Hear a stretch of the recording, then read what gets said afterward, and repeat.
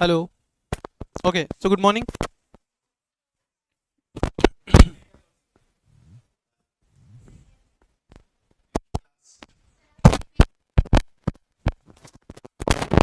क्या कह रहे हो? नहीं.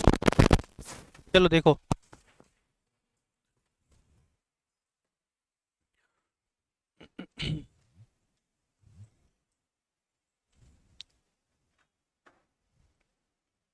लास्ट क्लास में हम लोग क्या पढ़ रहे थे इसमें? हाँ, एक क्वेश्चन किया था और इम्पोर्टेंट पॉइंट्स कर रहे थे, और इम्पोर्टेंट पॉइंट्स में हम लोगों ने क्या पढ़ा था? Provisions related to presentment of negotiable instrument. चलो, तो कंसेप्ट क्लास नेगोशिएबल इंस्ट्रूमेंट का आज लास्ट है. ठीक है. आज तक जो मैं पढ़ा दूंगा ना, एक बार जो आपको नोट्स दिया गया ना, आप एक बार रीड करने का ट्राई करिएगा. ठीक है, तुमको अच्छा लगेगा. Then from the next class I make you do from the notes. ठीक. एक्ट थोड़ा सा टेक्निकल पड़ता है पढ़ने के लिए स्टूडेंट्स को, इसलिए हम लोगों ने 4 से 5 कंसेप्चुअल क्लास लगाई है इसकी. क्लियर? हम्म. और जब तुम पढ़ोगे तो तुमको वैसे भी रियलाइजेशन हो जाएगा कि थोड़ा सा डिफिकल्ट तो है, अगर वो कंसेप्चुअल क्लासेस नहीं होता तो. क्लियर? चलो, आज जो अपन कंसेप्ट पढ़ रहे हैं वो कंसेप्ट है bill discounting. Concept of bill discounting.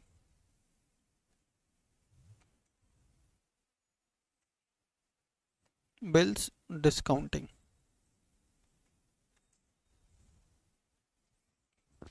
सुना है तुम लोगों ने पहले बिल्स डिस्काउंटिंग का कंसेप्ट? ओके. किसी को आइडिया है क्या होता है?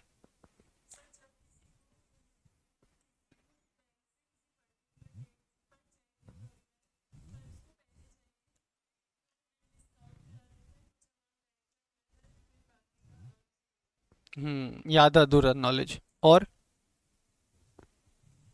किसी को मालूम है? यस.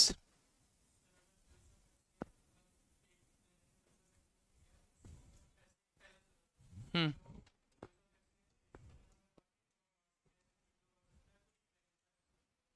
ओके. तो बिल्स डिस्काउंटिंग के लिए कौन जाएगा? क्रेडिटर जाएगा या डेटर जाएगा? बिल्स ऑफ एक्सचेंज कौन इशू करता है? Bills of exchange debtor issue करता है. Who issue bills of exchange? तो bills of exchange is being issued by the creditor. किसके अगेंस्ट? डेटर के अगेंस्ट. है ना? एंड इट रिक्वायर्स क्या?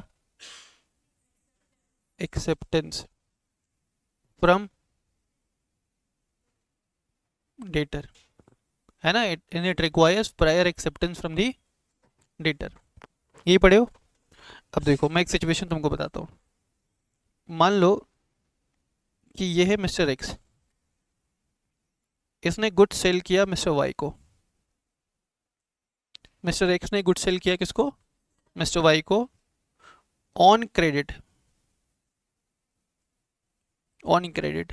Does mister x drew a bills of exchange payable after 3 months on Mr. Y. Mr. X drew a bills of exchange on Mr. Y which is payable after 3 months. आज क्या तारीख है? मान लो 4 सितंबर को bills of exchange draw किया, which is duly accepted by the debtor. तो यहाँ पे ये मिस्टर एक्स हो गया मेरा क्रेडिटर, और यहाँ पे वाई हो गया मेरा डेटर. ठीक. हाँ या ना? अब काफ़ी बार क्या होता है कि नेचर ऑफ बिजनेस ही ऐसा है कि आप उस बिजनेस में कोई भी ट्रांजेक्शन कैश पे कर ही नहीं सकते हो. होता है. काफ़ी सारे बिजनेसेस ऐसे होते हैं जो पूरा का पूरा क्रेडिट पे ही चलता है, कैश पे नहीं चलता है. तो बिना क्रेडिट प्रोवाइड किए आप काम कर ही नहीं सकते. अब तुम सोच के देखो कि भाई इसका एक ये डेटर है, इसने फिर गुड्स ए को बेचा, उसने भी बिल्स ऑफ एक्सचेंज एक्सेप्ट कर लिया, उसको भी बिल्स ऑफ एक्सचेंज ड्रॉ करके दिया। बी को बेचा, उसने भी बिल्स ऑफ एक्सचेंज एक्सेप्ट कर लिया। सी को बेचा, उसने भी बिल्स ऑफ एक्सचेंज एक्सेप्ट कर लिया। तो इन सिचुएशंस में क्या होगा, there is a great possibility कि जो क्रेडिटर है उसको क्या आ जाए, कैश क्रंच आ जाए। हाँ या ना, दैट क्रेडिटर में फेस कैश क्रंच। भाई सबको ही अगर मैं क्रेडिट पे दूंगा तो बिजनेस चलाने के लिए पैसा कहाँ से लाऊंगा? मेरी बात समझ में आ रहा है क्या? ऐसा हो सकता है कि भाई थोड़ा कैश थोड़ा क्रेडिट समझ में आता है, पार्टली कैश में पेमेंट कर दो, पार्टली पार्टली क्रेडिट देता हूँ, वो भी समझ में आ जाता है। अब साला मैं पूरा का पूरा बिजनेस ही किस पे कर रहा हूँ, क्रेडिट पे कर रहा हूँ। तो मैं अपना एक्सपेंसेस कैसे निकालूं? हाँ या ना? Yes sir. तो वहां पे एक फैसिलिटी दी गई है इस एक्ट के अंदर, वो फैसिलिटी है बिल्स डिस्काउंटिंग। ठीक। अब तुम समझना, यहाँ जो बिल इशू किया किसने, एक्स ने, किसके ऊपर, वाई के ऊपर। इस बिल पे पेमेंट रिकवर करने का राइट किसके पास है, एक्स के पास है। Who has the right to recover the payment? X has the right, X has the power to recover the payment from mister Y. तो एक्स क्या करेगा, एक्स अपने बैंक के पास जाएगा, है ना, और ये बिल इनके फेवर में इंडोर्स कर देगा फॉर डिस्काउंटिंग। ये बिल क्रेडिट क्या करेगा, बैंक को इंडोर्स कर देगा फॉर डिस्काउंटिंग। मान लो 4 तारीख को बिल आया ना, एक्स ना 5 सितंबर को ही पहुंच गया बैंक के पास बिल डिस्काउंट करवाने के लिए। बिल डिस्काउंट करना मतलब, मान लो पेमेंट था 5 लाख का, अब 5 लाख का पेमेंट रिकवर करने के लिए एक्स ना 3 महीने वेट नहीं कर सकता। तो एक्स जाएगा बैंक के पास और बैंक को क्या बोलेगा, बिल डिस्काउंटिंग के लिए। बैंक बोलेगा कि इससे हमारा क्या फ़ायदा है, तो एक्स बोलेगा जो भी आपके इंटरेस्ट बनता है वो मैं पे करने के लिए तैयार हूँ। मान लो normal normal rate of interest बनता है 10% पर एनम। तो यहाँ पे बैंक को पैसा कितने दिन बाद मिलने वाला है, 3 मंथ्स के बाद वाला है। तो बैंक क्या करेगा, 3 महीने का ब्याज उस बिल पे ले लेगा, है ना,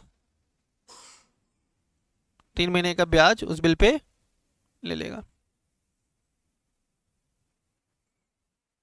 तो साल भर का ब्याज बनता 10% के हिसाब से 50,000, 50,000 डिवाइडेड बाई 4 करो, 12,500 रुपये ब्याज बनता है। ठीक है।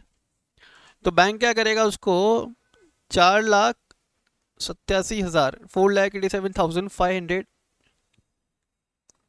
पे कर देगा on the same bill. And and on the date of maturity, and on the date of maturity क्या होगा, bank will recover the payment from Mr. Y. So this is the concept. Bank will recover the payment from Mr. Y. Is it clear? बोलिए। चलिए example copy करिए पहले। तो यहाँ पे bill discounting किसने किया, बैंक ने किया। डिस्काउंटिंग किसने किया, बैंक ने। किसने करवाया, होल्डर ने। किसने करवाया बिल डिस्काउंटिंग, होल्डर ने। बैंक ने डिस्काउंटिंग किया, और वो डिस्काउंटिंग करने के लिए बैंक ने कुछ चार्जेस कलेक्ट किए, किससे, मिस्टर एक्स से। ऐसे क्यों देख रही हो, कुछ डाउट है?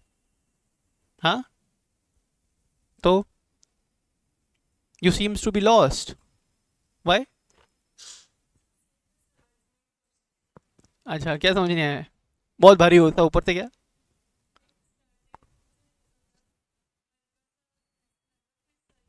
फिर सही आ गया। हम्म।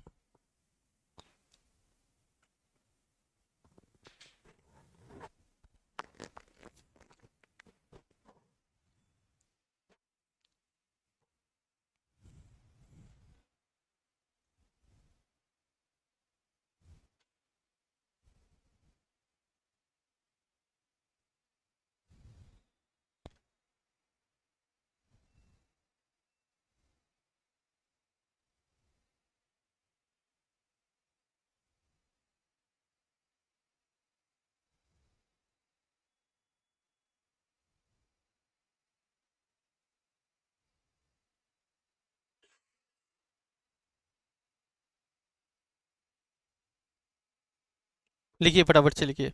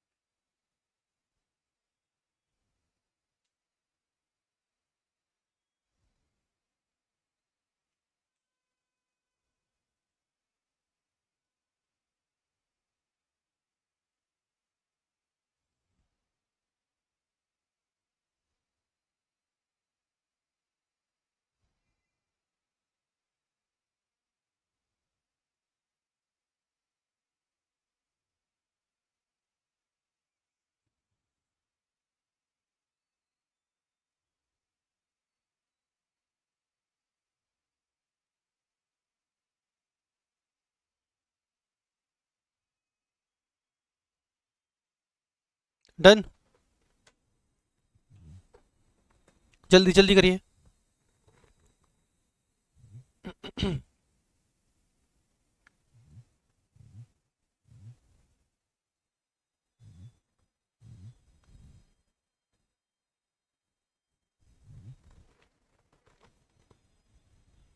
साथ में लिखते भी जाना, ज़्यादा क्लैरिटी आएगा। बिल डिस्काउंटिंग कौन करवाने के लिए गया? क्रेडिटर। किसने किया बिल डिस्काउंटिंग? बैंक ने। Again some, again some discounting charges. देखो नॉर्मली क्या होता है समझना, बिल डिस्काउंटिंग का फैसिलिटी नॉर्मली बैंक हर किसी को अवेलेबल नहीं करवाता, only customers with good reputation. और नॉर्मली बिल डिस्काउंटिंग का कंसेप्ट काम में आता है इंटरनेशनल ट्रांजैक्शंस के। आप कोई बिल लेकर के पहुंच जाओ बैंक के पास, जिसने इशू किया हुआ है उसका कोई क्रेडिबिलिटी नहीं है प्रॉपर, बैंक डिस्काउंटिंग नहीं करेगा, क्योंकि बैंक के ऊपर भी तो रिस्क है। कल को अगर मान लो कि क्या, अगर वाई उसको पेमेंट नहीं करता है तो किसके ऊपर रिस्क आ गया? बैंक के ऊपर। ठीक है, तो only customers with good reputation, good credit history will get this facility of bills discounting. Is it clear? अब इसी के साथ नेक्स्ट कंसेप्ट लिखो, accommodation bill. Write down accommodation bill.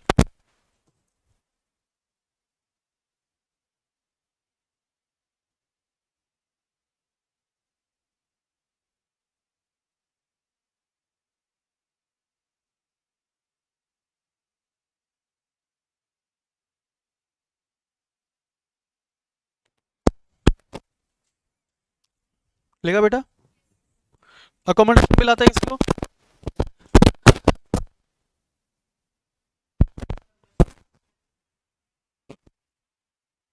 दो फ्रेंड्स के बीच में for mutual health, accommodation bill.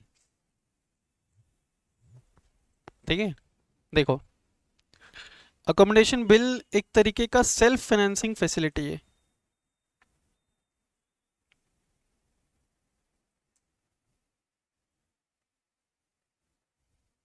It is one of a kind of self financing facility. ठीक, अब देखो क्या होगा। मान लो ये एक बंदा है मिस्टर ए,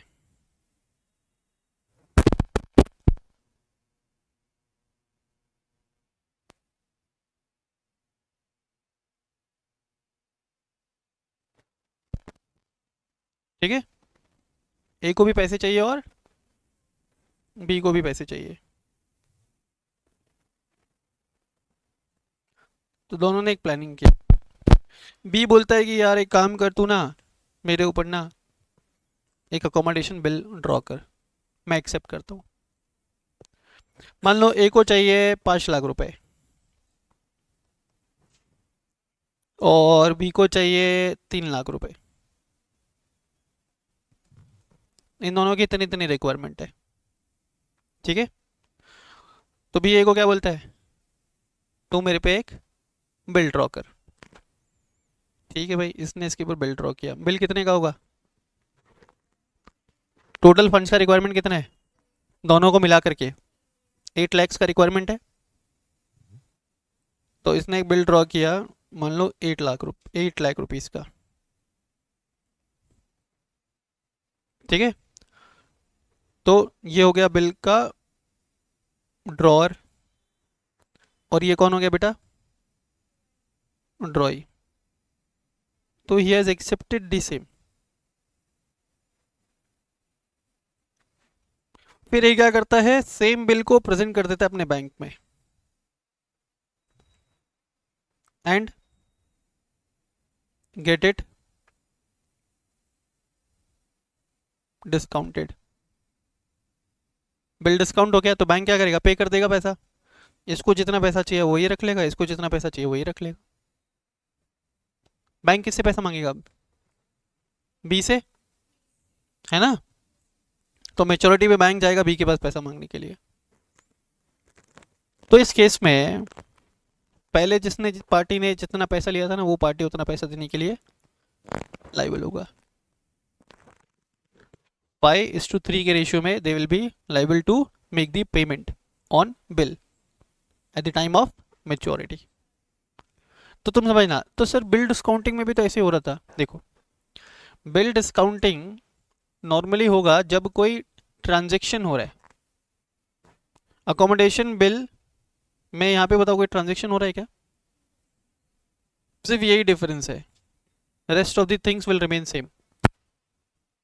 बिल डिस्काउंटिंग कब? जब बिल इशू किया, जब बिल्स ऑफ एक्सचेंज आपने बनाया eight the time of undertaking any transaction, है ना। और अकोमोडेशन बिल कब ड्रॉ किया? Without undertaking any transaction. I hope ये क्लियर है। तो आपको बिल डिस्काउंटिंग भी आ गया और आपको अकोमोडेशन बिल भी आ गया। अकोमोडेशन बिल ड्रॉ करने के लिए कोई ट्रांजेक्शन कैरी आउट करना जरूरी नहीं है, ठीक है। तो इस तरीके से इन दोनों ने एक दूसरे की हेल्प करके क्या किया, बैंक से पैसा उठा लिया, इसलिए इसको बोला सेल्फ फाइनेंसिंग फैसिलिटी, ठीक है। With the mutual help of each other they have been able to withdraw the money they have been able to withdraw the money from they have been able to withdraw money from bank. Clear with this?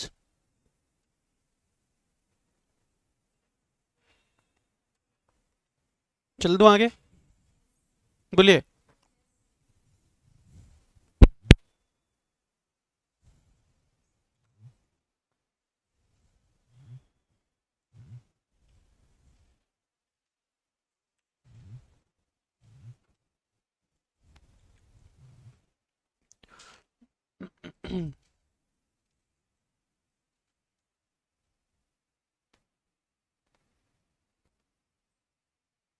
चलो, next देखिए।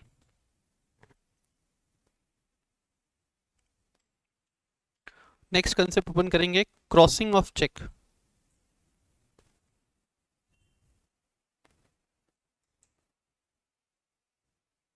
Crossing of check,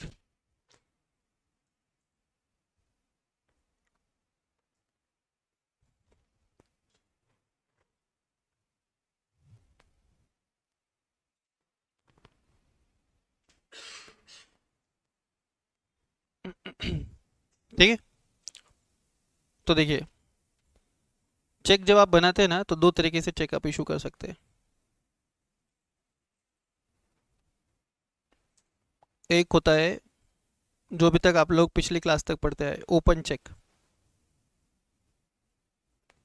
और एक है crossed check,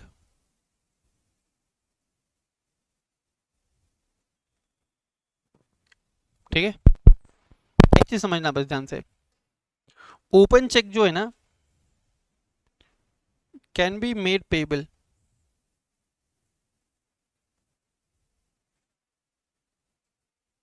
at the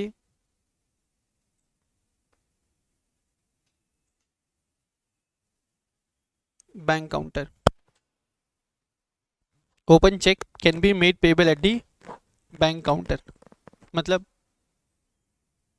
अगर मेरे पास open एक check है जो क्रॉस्ड नहीं है, अब क्रॉसिंग क्या होता है कैसे होता है वो मैं बताऊंगा, सिर्फ आप इतना समझे, एक ऐसा चेक है मेरे पास जो क्रॉस्ड नहीं है, तो अगर क्रॉस्ड नहीं है तो मैं क्या कर सकता हूँ, चेक ले जा करके बैंक काउंटर पे पेश कर सकता हूँ, है ना, and can get the payment, can get the payment. मान लो कि मैं यहाँ से जा रहा था, रास्ते से जा रहा था, भेलपूड़ी खा रहा था, रास्ते में मुझे क्या मिला, चेक, पे का कॉलम था ब्लैंक और अमाउंट था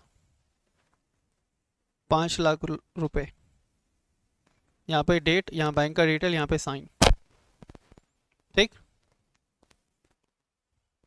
मैंने ऐसा हेलमेट पहना और बैंक गया, रास्ते में मिला था मुझे ये चेक, कितने रुपए का,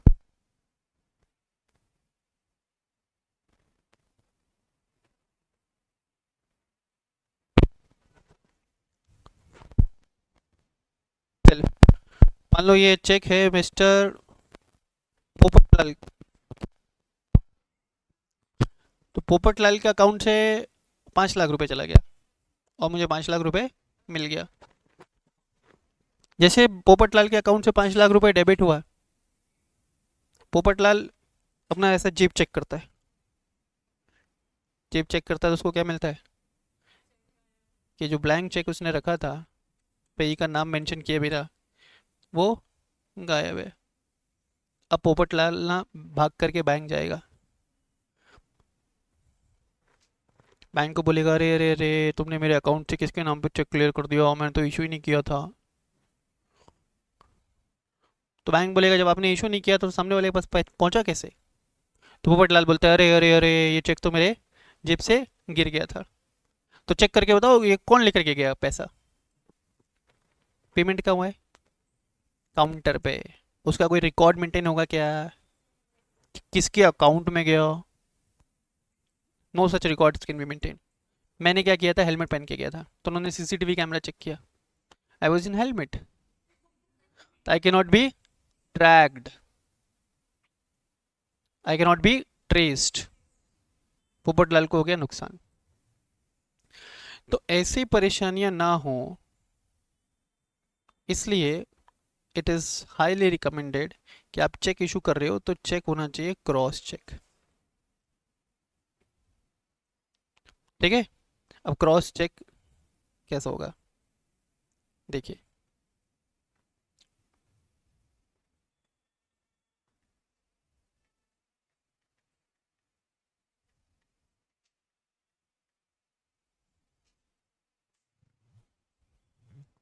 देखिए ये है क्रॉस चेक की फोटो,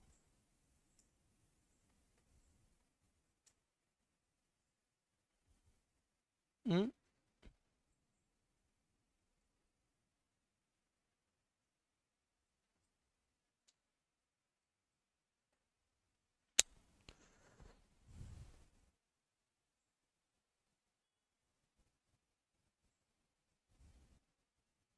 देखिए तो क्रॉसिंग किस तरीके से होता है, ऊपर दो पैरेलल लाइन, ऊपर दो पैरेलल लाइन, अगर आपने कर दिया तो चेक क्या हो गया, क्रॉस्ड। सर क्या फायदा है, crossed cheque can never be made payable at the counters, cross cheque can never be made payable at the counters, cross cheque के अगेंस्ट पेमेंट हमेशा किसी ना किसी बैंक अकाउंट में होगा, ठीक है। देखो लिखा है अकाउंट पे, इट इज इम्प्लाइड कि यहाँ पे जो पेमेंट होने वाला है वो किस में होने वाला है, किस में होने वाला है, किसी भी बैंक अकाउंट में। तो पेबल ऑन काउंटर्स नहीं हो सकता, पेबल एंड काउंटर्स है तो क्या है बेटा, वो पेबल एट काउंटर्स है तो क्या है, ओपन चेक है। Is it clear. तो थोड़ा सा अपन लिखते हैं इसके बारे में,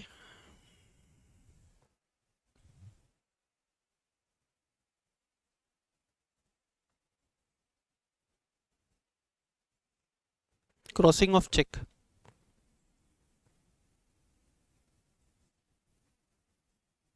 it means drawing two parallel lines, parallel transverse lines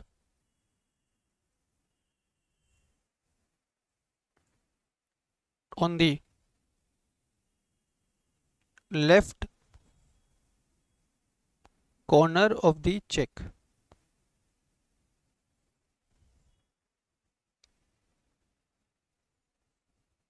ठीक है, था ना, लेफ्ट कॉर्नर पे, ये देखो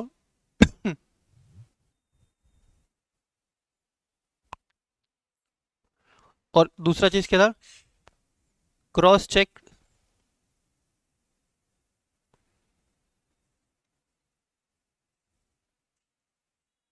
can never be paid at the counter. Cross check can never be paid at the counters.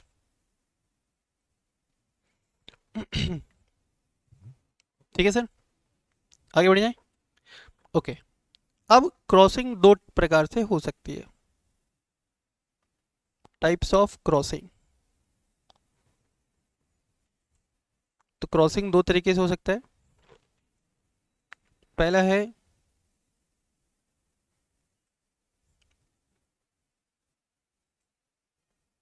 General crossing,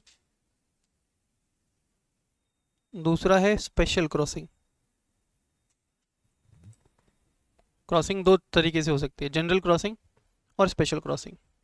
तो देखो, ये स्पेसिमेन ऑफ जनरल क्रॉसिंग लिखा हुआ है, आप लिख दो, या तो दो लाइन खींच दो सिंपल, या आप लिख दो एन कंपनी दो लाइन के बीच में, या आप लिख दो अकाउंट पे। ठीक है, ठीक है, हो गया जनरल क्रॉसिंग। तो जनरल क्रॉसिंग का क्या एडवांटेज है बेटा, कि उस चेक के against payment will be made only through bank account. तब समझना, मेरे को जो 5 लाख का चेक मिला था, अगर उसके ऊपर जनरल क्रॉसिंग हुआ रहता तो वो पेमेंट निकालने के लिए मुझे वो चेक अपने बैंक अकाउंट में लगाना पड़ता। एंड बाद में अगर जेठालाल को पता भी चलता, जेठालाल ने इशू किया था, पोपटलाल सॉरी, अगर बाद में अगर पोपटलाल को पता भी चलता तो track can be maintain, I could have been traced and Popatlal अपना पैसा मुझसे रिकवर कर सकता था, हाँ या ना। क्योंकि वो क्रॉस्ड चेक नहीं था, आई गॉट दी एडवांटेज। तो it is always recommended to issue to cheque to issue crossed cheque. Is it clear? Crossing दो तरीके से, जनरल और स्पेशल। जनरल मतलब दो लाइन खींच दो, अकाउंट पे लिख दो बीच में, एंड कंपनी लिख दो बीच में। मेरी बात समझ में आ रही है क्या? अब सर स्पेशल क्रॉसिंग क्या होती है? तो जब आप स्पेशल क्रॉसिंग पढ़ोगे तब आप डिफरेंशिएट कर पाओगे जनरल और स्पेशल को। तो एक बार स्पेशल के लिए लिखो, स्पेशल क्रॉसिंग लिखिए, चेक contains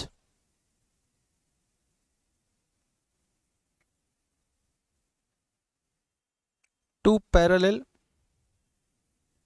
universe नहीं, transfer sorry,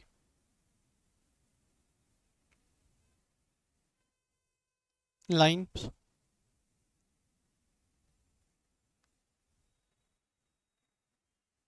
with addition of the name of banker.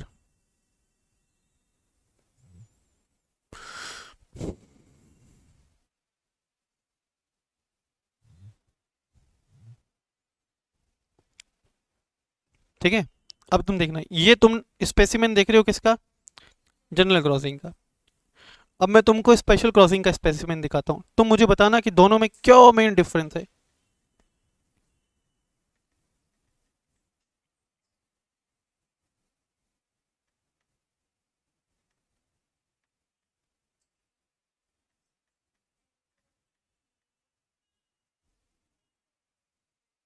क्या हुआ रे?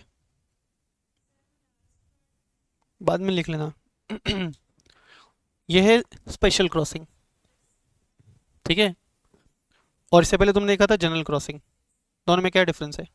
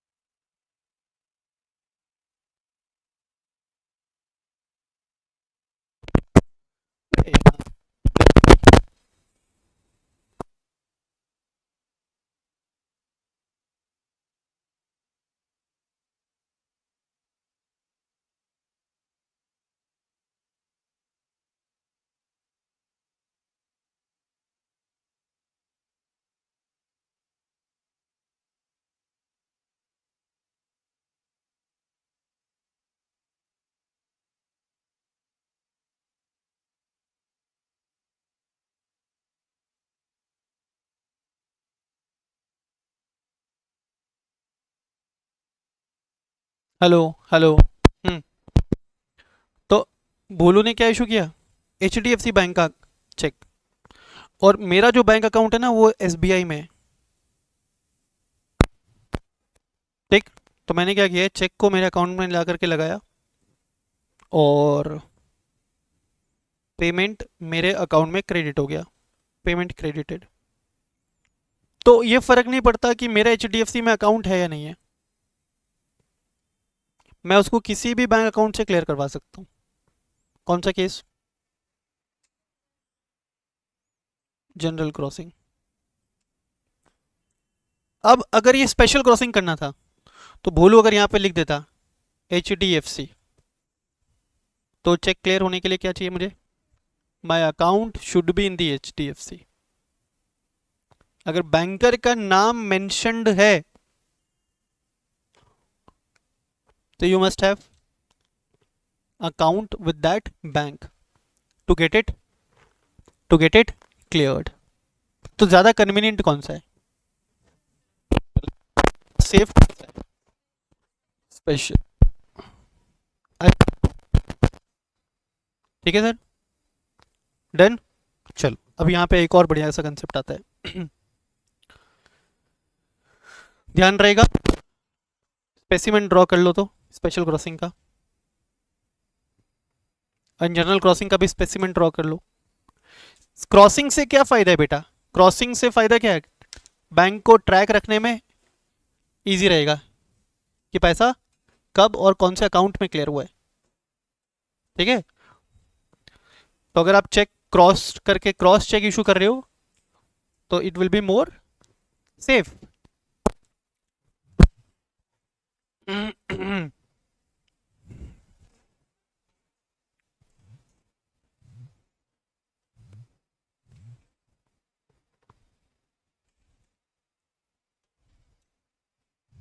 डन। चलो आगे बढ़ जाए। नेक्स्ट देखिए, ये हो गया स्पेसिमेन ऑफ जनरल क्रॉसिंग, ये तो लिख ही लिया था आपने। अब सर एक क्रॉसिंग और not negotiable, crossing not negotiable, not negotiable crossing, ये भी बता दो सर।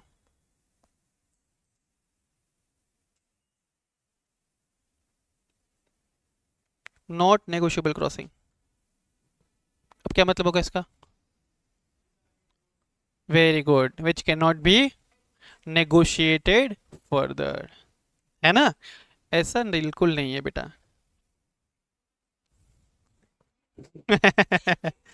ऐसा नहीं है, कोई भी पढ़ के ऐसे ही समझेगा, पर ऐसा समझना नहीं है। मैं नहीं चाहता कि तुम ऐसा समझो, ठीक है। Not negotiable instruments are non transferable, no, ठीक है। देखो तो फिर क्या होता है, ऐसा देखना। तुम लोगों को मैंने नेगोशिएबल वर्ड का मतलब बताया था, मैंने यहाँ पे दो चीजें बताई थी बेटा, पहला था ट्रांसफरेबल और दूसरा था that transferee will get valid title on the instrument even if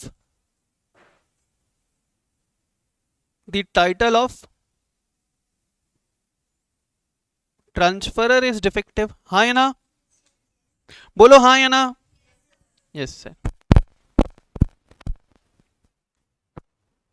Transferee will get valid title even if the title of transfer is defective. कि मेरी क्लास में एक स्टूडेंट है शिवांशु, ठीक.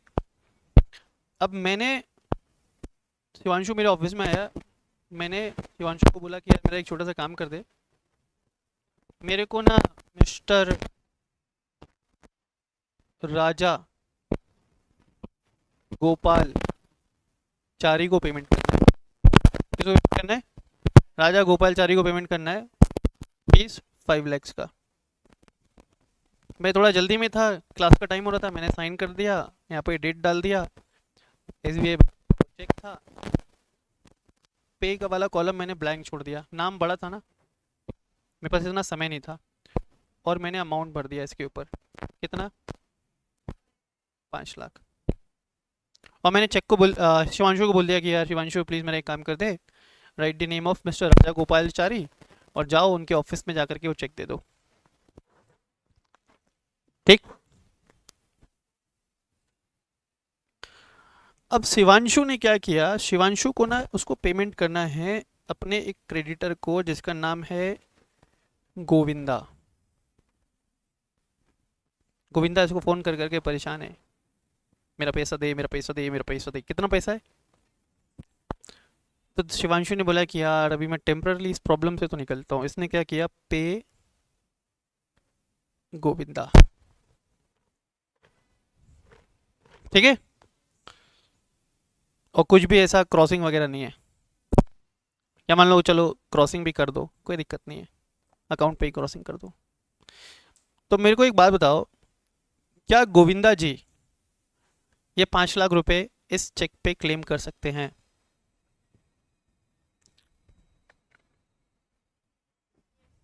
In this case Govinda is holder in due course.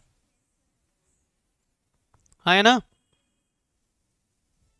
He is in possession of the check. Again, some consideration can claim money under it and has acquired the check in good faith. ये पैसा claim कर सकते हैं. फिर तुम लोगों ने पढ़ा था ना, transfer will get valid title even if the title of transferor is defective. Transfer will get valid title even if the title of transferor is defective. यही तो पढ़े थे, हाँ या ना? अब आगे देखो, ऐसी गंदी हरकतें ना हो मेरे साथ, इसलिए मैं क्या करूंगा, चेक पे क्रॉसिंग करूंगा नॉट नेगोशिएबल.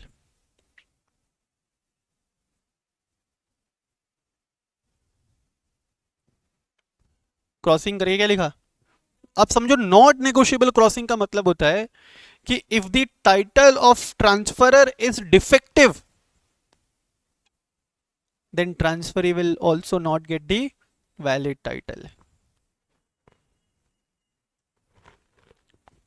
या ऐसा बोलो, transferee will have the same title as that of the transferor.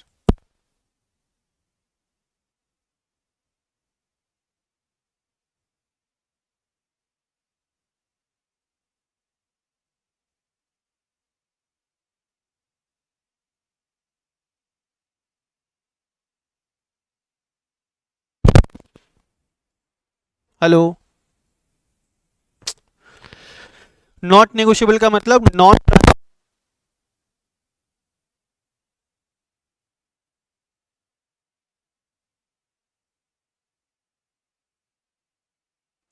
Hello,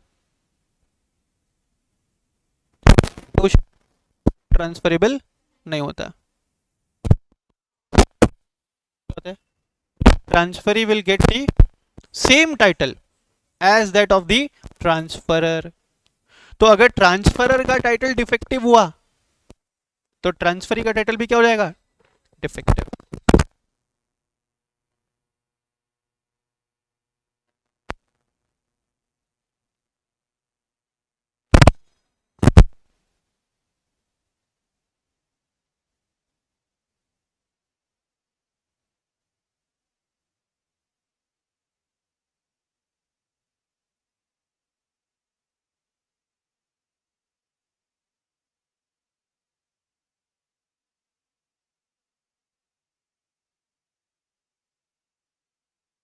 hello,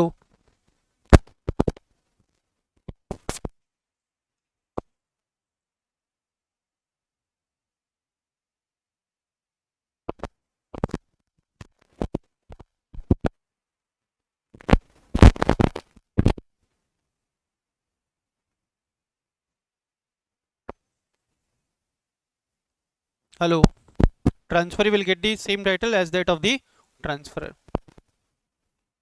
So if the title of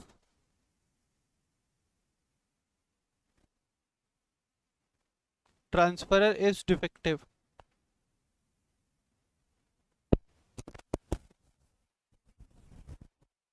transferee